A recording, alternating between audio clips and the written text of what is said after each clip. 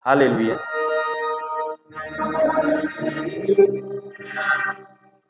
Haleluya. Haleluya.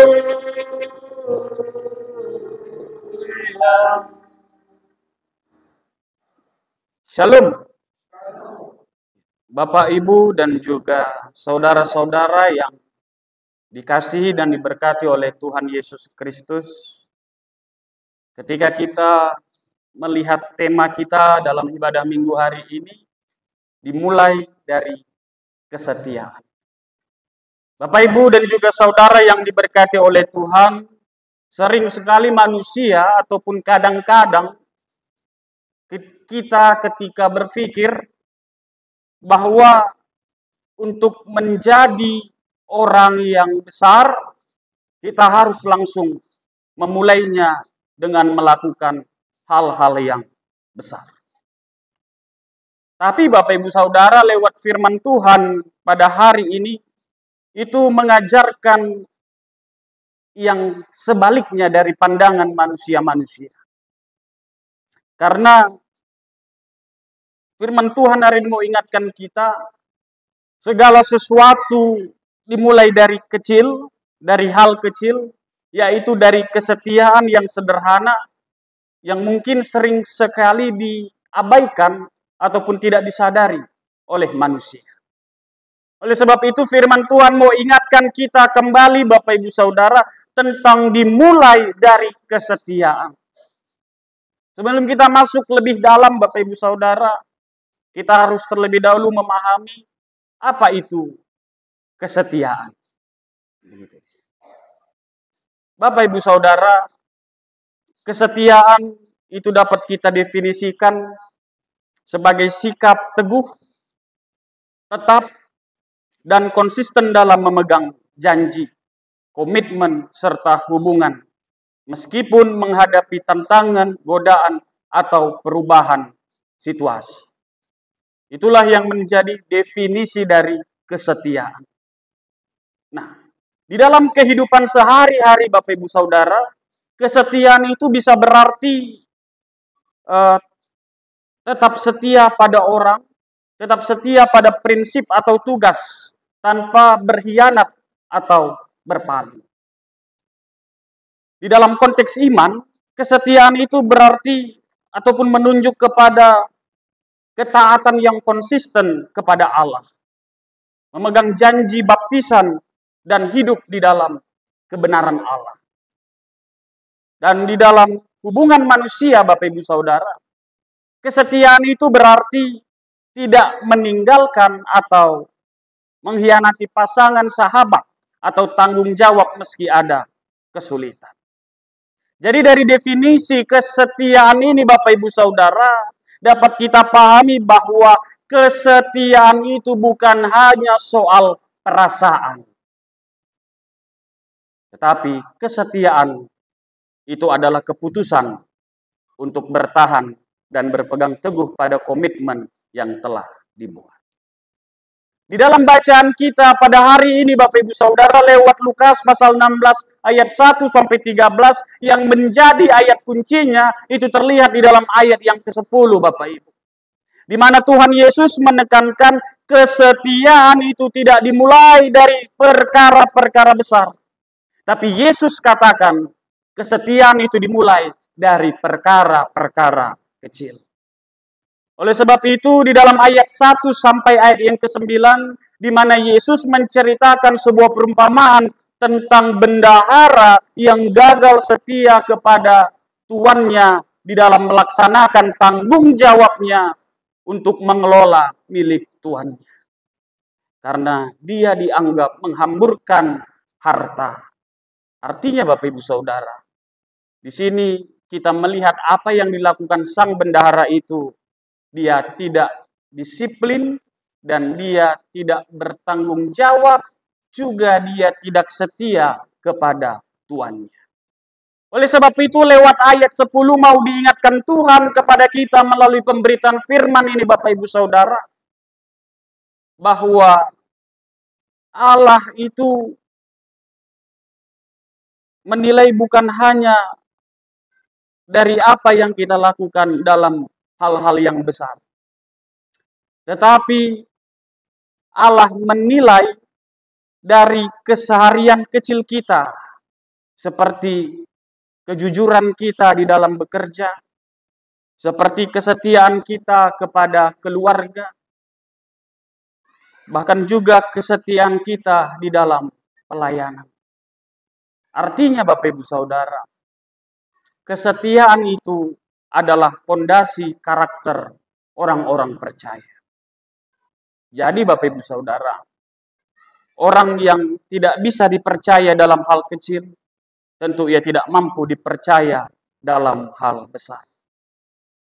Karena firman Tuhan mau ingatkan kita, kesetiaan itu adalah soal hati, bukan soal besar atau kecilnya tanggung jawab. Jadi belajarlah kita Bapak Ibu Saudara lewat firman Tuhan ini, supaya kita boleh setia dari hal-hal yang sederhana terlebih dahulu. Belajar kita setia di dalam menjalani kehidupan kita ini.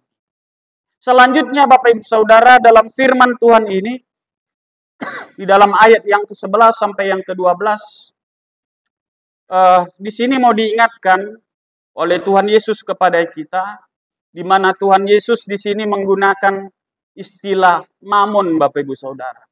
Jadi mamon itu diambil dari bahasa Yunani, yaitu mamonas, yang berarti kekayaan, harta benda, atau sesuatu yang dijadikan sandaran hidup di atas Tuhan. Nah, jadi lebih mengutamakan harta, benda, atau sesuatu daripada Tuhan. Itulah yang disebut dengan mamon. Oleh sebab itu Bapak Ibu Saudara, apa saja mamon-mamon pada masa lalu dalam teks bacaan ini, mamon itu bisa berupa tanah, gandum, minyak, emas, perak, uang untuk transaksi, serta simbol kekuatan sosial. Jadi mamon-mamon pada masa lalu itu semua fana dan memberi rasa aman sementara. Dan kalau mamon masa kini Bapak Ibu Saudara, itu bisa berupa saham, tabungan, deposito, barang konsumsi, jabatan, status sosial, di mana semuanya itu bisa berubah bentuknya menjadi mamon ketika kita jadikan semua itu di atas daripada Tuhan. Kita lebih junjung tinggi itu daripada Tuhan. Kita lebih kasihi itu daripada Tuhan. Kita lebih cintai itu, pertahankan itu daripada Tuhan. Jadi segala sesuatu yang mengataskan itu daripada Tuhan, itulah yang disebut dengan mamon dalam bacaan ini. Artinya Bapak Ibu Saudara, di sini Yesus juga menekankan, jika kita tidak setia dalam hal mamon yang tidak jujur, bagaimana Allah bisa mempercayakan kepada kita harta surgawi?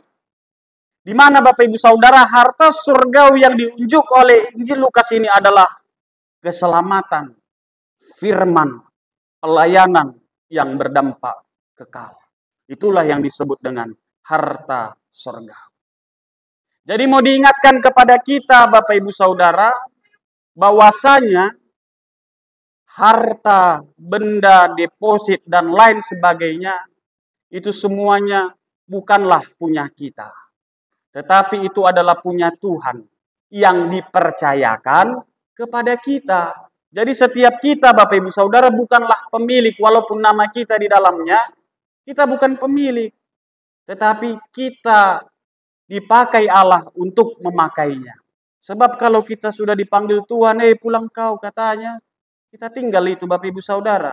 Artinya tidak bersifat kekal. Artinya sementara, hak pakai istilahnya.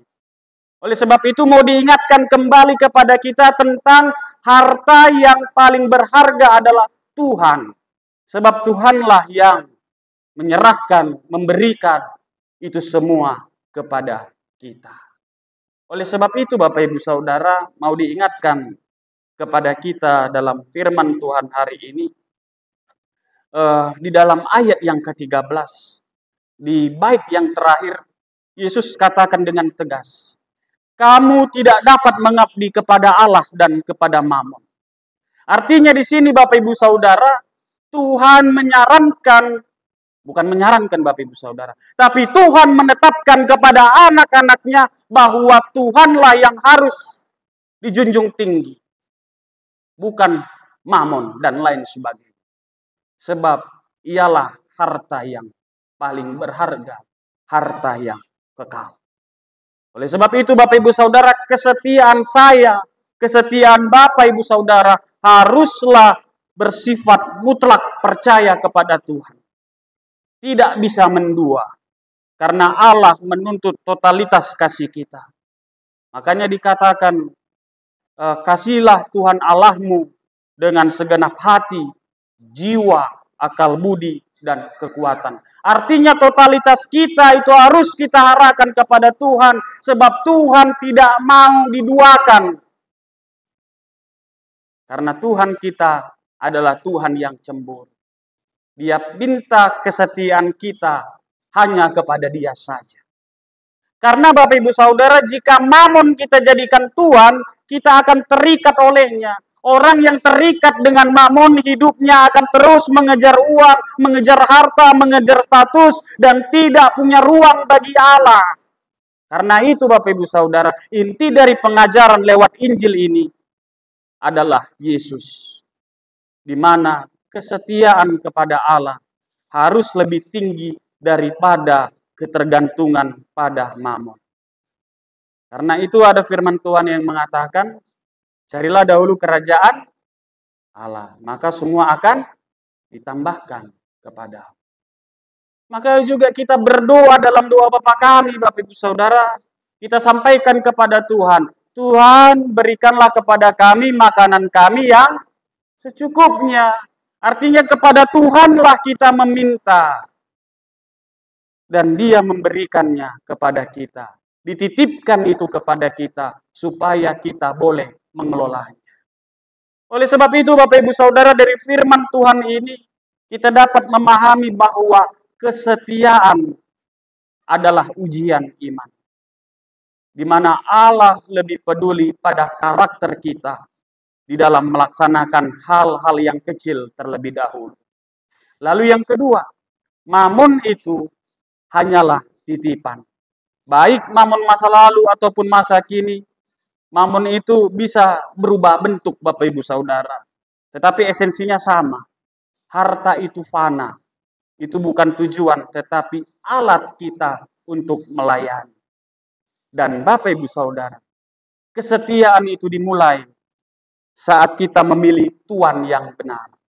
Bila Allah menjadi Tuhan, mamon hanya jadi saran. Tapi bila kita pilih mamon jadi Tuhan, Allah hanya akan menjadi formalitas saja. Oleh sebab itu Bapak Ibu Saudara, mari hari ini kita ubah paradigma kita lewat Injil ini. Mamon itu hanyalah alat, Allah adalah Tuhan yang sejati. Jadi, ibaratkannya begini Bapak Ibu Saudara yang diberkati oleh Tuhan. Dalam bacaan kita ini jika mau kita terapkan dalam kehidupan sehari-hari, di dalam keluarga, suami setia menjaga istrinya dan hadir bagi anak-anaknya. Istri juga setia mendukung dengan sabar, dengan perhatian. Lalu orang tua mendidik anak-anak meski melelahkan, tapi menanamkan iman dan nilai Kristiani. Jadi kesetiaan Bapak Ibu Saudara itu adalah dasar kesetiaan di tempat lain. Di mana kesetiaan itu dimulai dari di dalam rumah. Itu dia Bapak Ibu Saudara. Dan pada hari ini salah satu anggota jemaat kita menaati kesetiaan itu. Di mana salah satu yang Tuhan kehendaki bagi orang Kristen adalah membawa anak-anaknya kepada Tuhan melalui sakramen baptisan kudus. Oleh sebab itu, kesetiaan itu baru dimulai oleh keluarga Bapak Michelle Sinaga. Yang kedua Bapak Ibu Saudara, di dalam pekerjaan, kesetiaan itu berarti jujur, walaupun gak ada yang mengawasi, kita belajar tetap jujur. Tidak korupsi waktu, tidak memanipulasi hasil. Artinya, di sini mau diingatkan kepada kita di dalam melaksanakan pekerjaan, di dalam kesetiaan adalah kerjakanlah seperti untuk Tuhan dan bukan untuk manusia. Karena pekerjaan kita Bapak Ibu Saudara itu adalah ibadah kita kepada Tuhan. Apapun usaha kita, apapun yang kita lakukan, mari hari ini kita anggap itu untuk Tuhan, bukan untuk manusia. Itu ada di dalam Injil surat Kolose pasal 3 ayat 23. Selanjutnya Bapak Ibu Saudara, kesetiaan di dalam pelayanan. Di mana pelayanan itu Bapak Ibu Saudara bukan selalu soal mimbar. Tetapi pelayanan itu juga kesetiaan dalam hal kecil. Dengan hadir tepat waktu, mendoakan jemaat. Ya Bapak Ibu Saudara, dengan mendoakan jemaat itu adalah pelayanan. Pernah Bapak Ibu mendoakan pendeta jemaat? Pernah ya? Nah, ya. Saya yakinnya Bapak Ibu juga mendoakan saya supaya dimampukan untuk melayani. Saya pun juga mendoakan Bapak Ibu sebagai pendeta jemaat untuk kita boleh sama-sama kuat dalam menjalani kehidupan. Dan juga Bapak Ibu Saudara, Allah menilai hati yang setia bukan besar kecilnya tugas. Selanjutnya Bapak Ibu Saudara, setia dalam keuangan di sini mau diingatkan kembali kepada kita, uang itu sama seperti mamon. Jadi mamon itu adalah alat titipan yang Tuhan berikan untuk boleh kita kelola. Oleh sebab itu kesetiaan di dalam hal keuangan ini ditunjukkan dengan kita boleh menggunakannya untuk kemuliaan Tuhan. Terlebih dahulu kepada diri kita, kepada Tuhan, kepada diri kita, dan kepada sesama. Jadi uang ini Bapak Ibu Saudara bisa jadi berkat dan juga bisa jadi berhala. Tergantung bagaimana kita menggunakan. Kalau kita menganggap uang itu adalah pemberian dari Tuhan, kita merasa cukup, lalu kita boleh memberi, itu boleh menjadi berkat. Tapi kalau uang itu kita anggap sebagai mamon, kita terus mengejar sehingga ibadah itu hanya menjadi formalitas saja. Oleh sebab itu Bapak Ibu Saudara, kesetiaan itu seperti benih yang kecil. Seperti seorang petani yang menanam, menyiram, merawat, meskipun hasilnya belum nampak, demikian juga dengan kita. Setiap hari mari kita belajar untuk menabur kesetiaan dalam hal kecil. Hasilnya mungkin akan menjadi pohon yang besar yang berbuah bagi kemuliaan Tuhan. Sekarang mari kita bertanya ke dalam diri kita masing-masing Bapak Ibu Saudara. Apakah aku sudah setia di rumah? Apakah aku sudah setia di dalam pekerjaanku? Apakah aku sudah setia dalam pelayananku? Apakah aku sudah setia mengelola uang yang Tuhan percayakan kepadaku? Firman Tuhan mau ingatkan kita Bapak Ibu Saudara, bahwa hidup seorang Kristen pengikut Kristus yang sejati itu harus dimulai dari kesetiaan. Jadi Bapak Ibu Saudara, ada sebuah ilustrasi untuk menolong kita memahami firman Tuhan pada hari ini. Jadi ada sebuah perusahaan rokok yang begitu besar, perusahaan rokok raksasa, di mana salah satu karyawannya bernama Pak Maref. Nah, jadi dia karyawan yang begitu jujur di dalam perusahaannya ini. Tapi suatu waktu perusahaan rokok ini bangkrut Bapak Ibu Saudara. Tumbang. Sehingga karyawannya ini yang bernama Pak Maref ini merasakan dampaknya di mana dia di PHK. Terkena pemutusan hubungan kerja. Jadi dengan modal yang sedikit, dari tabungannya sedikit-sedikit yang dia kumpulkan saat dia bekerja, dibukanya lah sebuah warung kecil di depan rumahnya. Jadi setiap pagi sebelum warungnya dibuka, Bapak ini berdoa, Tuhan, warung ini bukan punyaku, ini punyamu. Ajari aku Tuhan, supaya aku boleh mengelolanya dengan bijaksana. Lambat laun Bapak Ibu Saudara, warung Pak Marif ini mulai terkenal karena kejujurannya. Barang yang bagus dan bersahabat dengan kantong para tetangganya. Di mana timbangan beras selalu pas, tidak pernah kurang. Baik beras, terigu, kacang kedelai maupun kacang hijau, baginya itu pantang untuk dicampur dengan barang-barang sejenis yang mutunya jelek. Jadi di telinganya masih terngiang bahwasanya pada zaman Nabi Amos, Tuhan sangat murka dengan praktik bisnis yang mencampur-campurkan dengan barang yang tidak baik. Suatu hari Bapak Ibu Saudara, datanglah seorang ibu-ibu dengan muka yang memelas. Dia mau beli minyak, mau dibelinya minyak goreng. Tapi uang di kantongnya nggak cukup Bapak Ibu Saudara. Lalu datanglah Pak Marif ini berkata sama seorang ibu yang memelas ini tadi. Bawa aja dulu Bu, bayarnya kapan-kapan kalau ada rezeki. Jadi ibu ini nyaris menangis karena terharu dengan perbuatan dari Pak Marif ini tadi. Dan Bapak Ibu Saudara, lambat laun warung ini semakin ramai. Karena orang-orang kampungnya belanja di warungnya. Karena pelayanannya yang begitu ramah dan harganya yang wajar. Meski Bapak Ibu Saudara, kadang dalam perbuatan baik ada saja orang-orang yang manfaatkan kebaikan seorang. Di mana kadang ada orang yang sulit untuk membayar. Tapi Bapak ini yakin bahwa Tuhan akan memberi berkat dengan cara yang lain. Jadi perkembangan usaha warungnya begitu maju. Dia mulai memperkerjakan para pemuda-pemuda yang putus sekolah untuk membantunya. Karena dia mau berbagi berkat kepada mereka. Lalu orang bertanya kepada dia, Pak Marif, kenapa kau begitu murah hati? Dia jawab, Bapak Ibu, aku hanya pengelola. Semuanya ini punya Tuhan.